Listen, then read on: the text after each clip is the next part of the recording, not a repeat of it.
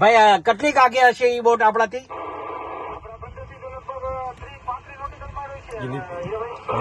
ભાઈ હેલિકોપ્ટર ને એ બધું આવી ગયું છે ત્યાં? દરિયાની સુરક્ષાને ધ્યાનમાં રાખીને માછીમારોની તમામ બોટો તાત્કાલિક પાછી બોલાવવા આદેશ આપ્યો છે। સાથે જ ઇન્ટેલિજન્સ એજન્સી દ્વારા સૂચના આપવામાં આવી છે। તેવામાં આજે એક શંકાસ્પદ બોટ દેખાતા કોસ્ટગાર્ડે પણ સર્ચ ઓપરેશન શરૂ કર્યું છે। શું છે સમગ્ર મામલો, વિગતે વાત કરીએ આ વિડીયોમાં।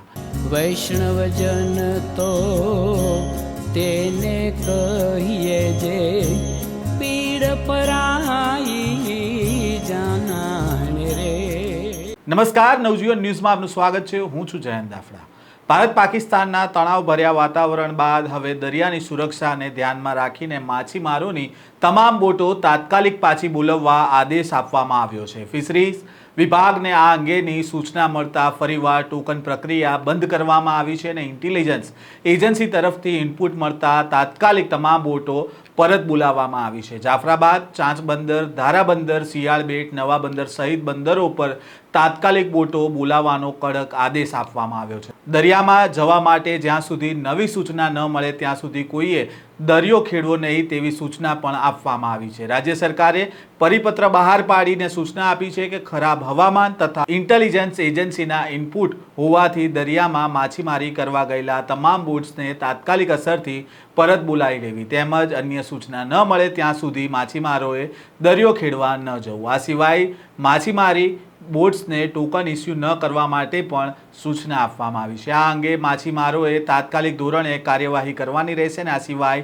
તમામ માછીમારોના જાનમાલને નુકસાન ન પહોંચે તે માટે તાત્કાલિક ધોરણે સાવચેતીના પગલાં લેવા જિલ્લા અધિકારીઓને ચુસ્ત અમલવારીની સૂચના આપવામાં આવી છે। આ સિવાય બોટ માલિકોને પણ બોટને સુરક્ષિત જગ્યાએ લાંગરવા માટે જાણકારી આપવામાં આવી છે। તો બીજી બાજુ જાફરાબાદના દરિયાઈ સીમમાં શંકાસ્પદ બોટની હલચલ જોવા મળી। 22 નોટિકલ માઇલ દૂર એક શંકાસ્પદ બોટ જોવા મળી હતી અને કોસ્ટગાર્ડને જોઈને આ બોટ ભાગી ગઈ હતી અને ત્યારબાદ હવે હેલિકોપ્ટર દ્વારા તપાસ શરૂ કરવામાં આવી છે। ભાઈ કેટલીક આગે હશે એ બોટ આપણાથી?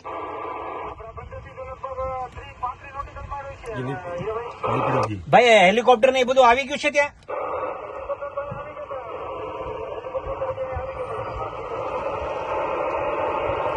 આમ કેવી શંકાસ્પદ કેવું દેખાય? કેમ કે સમાચાર વાળાના બધાના ફોન આવે છે અને હું છે હું નહીં જાણવા માંગે છે।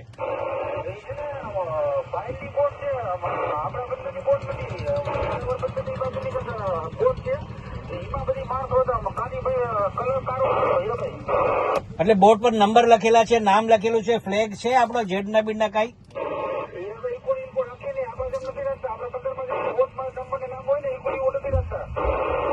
અચ્છા, ચલો કોસ્ટગાર્ડ તો અહીંથી નીકળી ગઈ છે લગભગ, પણ હવે એવા કઈ સમાચાર મળે એટલે તાત્કાલિક સમાચાર વાયરલેસ દ્વારા કન્ફર્મ કરજો। કનૈયાલાલ સોલંકી, આજે સવારે 10:30 વાગે દરિયામાંથી મને એક ફિશિંગ બોટમાંથી વાયરલેસ દ્વારા મેસેજ મળ્યા કે ભાઈ અહીંયા આજુબાજુમાં એક બોટ, અજાણી બોટ જે જૂની છે, માણસો 2 થી 3 જ દેખાય છે, કોઈ એની અંદર ઝાડ કે કોઈ વસ્તુ નથી, તો આ કોઈ ઇલીગલ પ્રવૃત્તિ કરવા માટે નીકળેલી બોટ હોય એવું લાગે છે। એમ છતાં મેં મારા કહેવાથી આ બોટો, આપણી ફિશિંગ બોટો જાફરાબાદની એની પાછળ જ ગઈ, તો એ ફૂલ સ્પીડ મૂકી અને ત્યાંથી આગળ નીકળી ગઈ। એટલે તાત્કાલિક મેં પછી કોસ્ટગાર્ડને, મરીન પોલીસ સ્ટેશનને જાણ કરી કે ભાઈ આવી એક બોટ અજાણી બોટ છે અને બહુ જૂની પુરાણી બોટ છે, એટલે આમાં કંઈક શંકા હોય એવું લાગે છે, તો તમે તાત્કાલિક કોસ્ટગાર્ડ મોકલી અને એને પકડો। એટલે કોસ્ટગાર્ડનું જહાજ, કોસ્ટગાર્ડનું હેલિકોપ્ટર અત્યારે ત્યાં પહોંચી ગયું છે અને એને પકડવાની કોશિશ કરે છે, પરંતુ હજી પણ એ ભાગવા માટે કોશિશ કરે છે બોટ, એટલે કાંઈક પણ એમાં શંકા હોય એવું લાગી રહ્યું છે। સરકારશ્રીને મારી નમ્ર વિનંતી છે કે આ અત્યારે જે બોટોને પરત બોલાવવા માટે ટોકન બંધ કરવામાં આવ્યા છે, જો દરિયાની અંદર ફિશિંગ બોટો હોય તો આવી કોઈ પ્રવૃત્તિ થાય, આવી કોઈ બોટો દેખાય તો એની જાણ થાય। બોટો બંદરની અંદર હોય તો આવી પ્રવૃત્તિનો કોઈ ખ્યાલ ના આવે, એટલે સરકારશ્રીને વિનંતી છે કે બોટો, ફિશિંગ બોટોના ટોકન ચાલુ કરે, અમારે આવી નમ્ર વિનંતી છે। જાફરાબાદ બોટ એસોસિએશનના પ્રમુખ કનૈયાલાલ સોલંકીના જણાવ્યા મુજબ બોટમાં કેટલાક લોકો છે, માછીમારો તેમની સાથે વાતચીત કરવાનો પ્રયાસ કરે છે, પરંતુ બોટ કોઈ જગ્યાએ રોકાતી નથી. સ્થાનિક માછીમારો કોસ્ટગાર્ડને સંપૂર્ણ સહયોગ આપી રહ્યા છે અને નેવી અને કોસ્ટગાર્ડની ટીમો સતર્ક બનીને તપાસ કરી રહી છે. જાફરાબાદના દરિયાકાંઠે શંકાસ્પદ બોટની ઘટનાને પગલે ધારાસભ્ય હીરા સોલંકી પણ બંદરે પહોંચ્યા હતા અને વાયરલેસ મારફતે મધદરિયે માછીમારો સાથે વાતચીત કરી હતી અને અંદરની સ્થિતિ અને શંકાસ્પદ બોટ અંગે માહિતી મેળવી હતી.